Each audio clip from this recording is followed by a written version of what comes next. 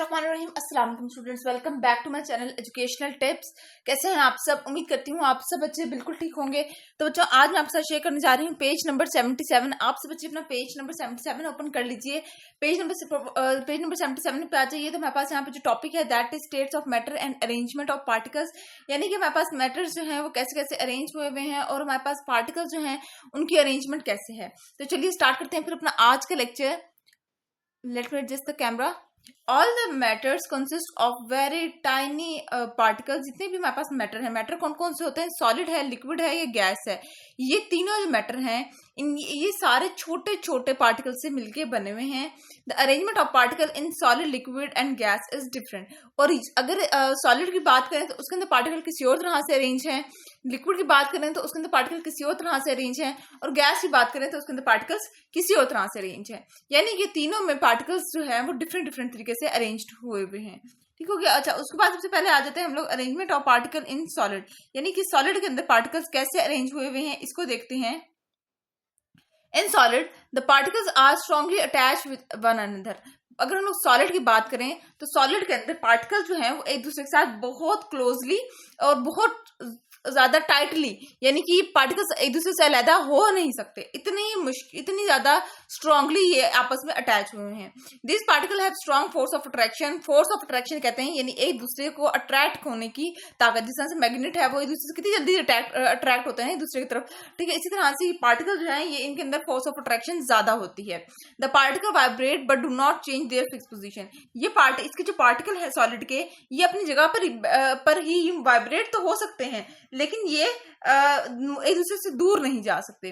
Solid can not be easily pressed. Solid को ना तो हम लोग यूं प्रेस कर सकते हैं। Solid maintain their definite shape and volume. Solid कोई भी चीज है वो उसकी एक स्पेसिफिक शेप होती है, एक स्पेसिफिक वॉल्यूम होता है। जिस से ये पेज है, ना मैं इसको प्रेस कर सकती हूँ ना मैं इसको तोड़ फोड़ कर सकती हूँ। तोड़ फोड़ करूंगी तो इसमें फट जाना है और कुछ नहीं।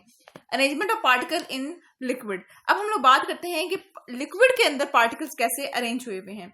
Liquid particle are close to one another. Liquid के अंदर भी पार्टिकल्स एक दूसरे के साथ बहुत ज्यादा क्लोज होते हैं। The force of attraction among them is weaker then in that in solid. लेकिन अगर हम लोग बात करें इनकी फोर्स ऑफ अट्रैक्शन की, एक दूसरे के साथ खींचने, एक दूसरे को खींचने की ताकत की, तो फोर्स ऑफ अट्रैक्शन जो है वो सॉलिड के निस्बत लिक्विड के अंदर कम होती है। The particle keep on cladding with one another. इनके पार्टिकल जो है वो एक दूसरे के साथ टकराते हैं, वाइब्रेट नहीं करते, टकराते हैं। अच्छा, they can also move near और far from one another and thus liquid can flow. इस तरह से करके ये लिक्विड जो है ये एक दूसरे के साथ करीब या दूर जा सकते हैं। मतलब देखिए ना, हम लोग फर्श के ऊपर पानी फेंकते हैं तो पानी कहाँ तक जाता है, ठीक है। The volume of liquid is definite. Liquid का वॉल्यूम जो होता है वो एक स्पेसिफिक होता है but their shape is not definite. लेकिन उनकी शेप डिफरेंट होती है। यानी अगर हमने बीकर के अंदर डाल दिया तो उसने बीकर की शक्ल तैयार कर लेनी है लिक्विड ने। अगर मैंने उसको फ्लोर के ऊपर फेंक दिया तो उसने फ्लोर की शक्ल में आ जाना है। The liquid take the shape of the vessel in which it is poured. Liquid को जिस चीज के अंदर भी डालोगे उसने उस चीज की शक्ल ले लेनी होती है। अब आ जाते हैं हम लोग गैसेस पर। Arrangement of particles in gas. Gas के अंदर अरेंजमेंट कैसे पार्टिकल्स की अरेंजमेंट हुई होती है। The particle in gas are at more distance from one another. Gases के अंदर जो पार्टिकल्स होते हैं वो एक दूसरे से काफी ज्यादा दूर होते हैं। पार्टिकल्स होते हैं वो एक दूसरे से बहुत ज्यादा दूर होते हैं। हमारे एयर के अंदर जो पार्टिकल्स हैं, हमारी एयर के अंदर भी तो गैसेस मौजूद है ना, जैसे ऑक्सीजन है, कार्बन है, इनके अंदर इनके जो पार्टिकल्स होते हैं ये बहुत ज्यादा दूर होते हैं। They move fast because of weak force of attraction. इनके अंदर लिक्विड से भी कम फोर्स ऑफ अट्रैक्शन होती है, यानी इनके अंदर फोर्स, ये अपने एक पार्टिकल दूसरे पार्टिकल की तरफ अट्रैक्ट होता ही नहीं है सोके से। The gas particle can move freely in all direction. और हर डायरेक्शन के अंदर गैसेस के पार्टिकल मूव कर सकते हैं to occupy all the available space, ताकि ये, और इस तरह से करके ये सारी की सारी स्पेस को ऑक्युपाई कर लेते हैं, उस पर कब्जा कर लेते हैं। That's why gases have no definite shape और एंड वॉल्यूम। ना इनकी कोई शेप होती है गैसेस की, ना कोई वॉल्यूम होता है। The object that allow heat और to pass through are called conductor of heat. ऐसी चीजें, अब वो एक और नए कॉन्सेप्ट की तरफ लेके जा रहे हैं, कंडक्शन ऑफ हीट की तरफ। वो कहते हैं कि ऐसी चीजें जिसके अंदर से हीट पास आउट हो सकती है, ठीक है, जो हीट को पास आउट करते हैं, गर्माइश को पास आउट करते हैं। जस्ट लाइक एक यूं कह दो कि हम लोगों के पास आप लोगों के आयरन है, ठीक है, ये आयरन है, या आप लोगों ने स्टील देखा है, स्टील को देख लें तो उसके अंदर से हम लोगों को हीट ऑब्जर्व होती है। आप स्टील के ऊपर हाथ रखें तो आप लोगों को हीट ऑब्जर्व होगी, आप लोगों को हीट आएगी। ऐसी चीजें जो हीट को पास आउट करती हैं उनको कहते हैं कंडक्टर्स ऑफ हीट। इस तरह से एग्जांपल दी हुई है उन्होंने आयरन की, कॉपर की, ठीक है। Those object that do not allow heat to pass through it are called non conductors of heat. और वो चीजें जो हीट को पास आउट नहीं करवाती उनको कहते हैं हम लोग नॉन कंडक्टर ऑफ हीट। क्या कहते हैं? Non conductors of heat. और एग्जाम्पल इसके अंदर क्या क्या दी हुई है इन्होंने? वुड की दी हुई है, रबर की दी हुई है।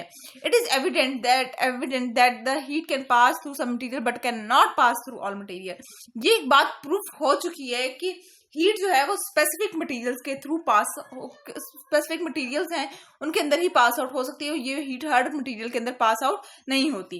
इन the same way electricity can pass through some material called conductor. इसी तरह से जैसे हीट कुछ चीजों के अंदर ट्रांसफर हो सकती है, कुछ के अंदर नहीं हो सकती, इसी तरह से इलेक्ट्रिसिटी भी कुछ चीजों के अंदर से ट्रांसफर होती है और कुछ के अंदर से नहीं होती।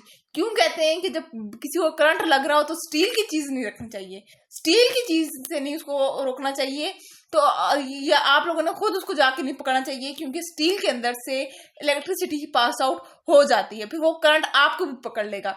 हम क्यों कहते हैं कि वुड वाली चीजों को, लकड़ी की चीजों से उस बंदे को मतलब उस बंदे को से दूर करो, उसको ना बिजली को दूर करो। जैसे सॉकेट है, ये बंदा है, तो बीच में मैं लकड़ी की चीज को लगाऊं ताकि वो इनके दरमियान करंट जो है वो आना रुके, ठीक है, but can not pass through. और जो जिन चीजों के थ्रू इलेक्ट्रिसिटी पास आउट नहीं होती उनको कहते हैं नॉन कंडक्टर्स ऑफ इलेक्ट्रिसिटी। अब आ जाते हैं हम लोग कंडक्शन ऑफ इलेक्ट्रिसिटी के ऊपर। कंडक्शन ऑफ इलेक्ट्रिसिटी के अंदर बात हो रही है in the close circuit the electric current pass through all component. Does current pass through all kind of material in a close circuit? Close circuit जो है यानी हमारा जो सर्किट है उसके अंदर हमारे पास इलेक्ट्रिसिटी हर कंपोनेंट के अंदर से गुजर सकती है, इलेक्ट्रिसिटी हर चीज के अंदर से गुजर सकती है। अब वो कह रहे हैं कि क्या हर मटेरियल के अंदर इलेक्ट्रिसिटी गुजर सकती है? तो ये तो मैंने आपको बताया है कि नहीं, there are specific material in which electricity can pass. The material which do not let the bulb glow can't conduct the electricity, the current. This shows that the current can pass through some material and cannot pass through some other. अब देखिए, जब हमारा bulb नहीं जल रहा, पीछे से तो बिजली आ रही है, यानी कोई चीज बीच में ऐसी है जो कि इलेक्ट्रिसिटी को पास आउट नहीं होने दे रही। ऐसी चीजें जो बिजली को पास आउट ना होने दें उनको हम लोग क्या क्या देते हैं? ये नॉन कंडक्टर ऑफ इलेक्ट्रिसिटी है, यानी कि उनको हम लोग इंसुलेटर का नाम दे देते हैं। The material through which electric current can pass are called conductor. जो इलेक्ट्रिसिटी को पास करते हैं वो उनको हम लोग कंडक्टर कहते हैं, और जो इलेक्ट्रिसिटी को, इलेक्ट्रिक करंट को पास आउट नहीं करते उनको हम लोग क्या कहते हैं? हम लोग उनको इंसुलेटर कहते हैं।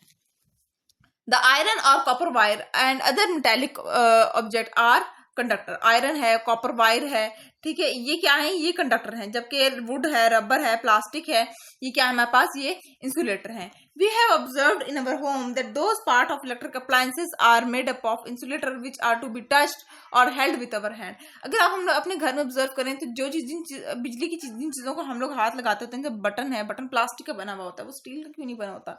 ठीक है, वो इस वजह से नहीं बना होता क्योंकि आप जब स्टील के साथ करोगे ना, हाथ लगाओगे तो साथ पकड़े जाओगे बिजली के। This is done to avoid the danger of electric shock. For example, electric iron is made up of metal but is made up of plastic. जिस तरह से अगर हम लोग इस्त्री की भी बात करें तो वैसे तो वो नीचे से स्टील की बनी भी होती है, लेकिन उसका जो हैंडल होता है, जो हम पकड़ रहे होते हैं, वो प्लास्टिक का बना हुआ होता है। The handle and casing of electric heater and electric kettle are also of insulator. इसी तरह से अगर हम लोग इलेक्ट्रिक केटल की बात कर लें या अपने हीटर की बात कर लें तो वो भी उसका ऊपरला पोर्शन प्लास्टिक का होता है, क्योंकि प्लास्टिक जो होती है वो अलाउ नहीं करती। इसी तरह से हमारे पास हमारे फ्रिजेस हैं, जितनी भी मशीन हम यूज करें उन सारों का यही हाल है। ठीक हो गया जी। उसके बाद हम लोग बात करते हैं फिजिकल प्रॉपर्टीज ऑफ मेटल की। ये वाला भी इंशाल्लाह मैं आपके साथ लेक्चर जो है फिजिकल प्रॉपर्टीज ऑफ मैटर, ये लास्ट लेक्चर होगा इस चैप्टर का, तो ये मैं आपके साथ नेक्स्ट लेक्चर में शेयर करूंगी। होप सो आपको आज का लेक्चर समझ आ गया होगा। अगर आज का लेक्चर आप सबको समझ आ गया है तो मेरे चैनल को सब्सक्राइब कर दीजिएगा, वीडियोस को लाइक कर दीजिएगा और साथ बेल आइकन को प्रेस करना मत भूलिएगा। इससे मेरी आने वाली लेटेस्ट अपडेट सबसे पहले आप तक पहुंचेगी। मिलती हूँ किसी और वीडियो में। दुआ में याद रखिएगा, अपना ख्याल रखिएगा, ज्यादा से चैनल को सब्सक्राइब कर दीजिएगा। कमेंट बॉक्स में बताना मत भूलिएगा कि आज का लेक्चर आप सबको कैसा लगा। अल्लाह हाफिज।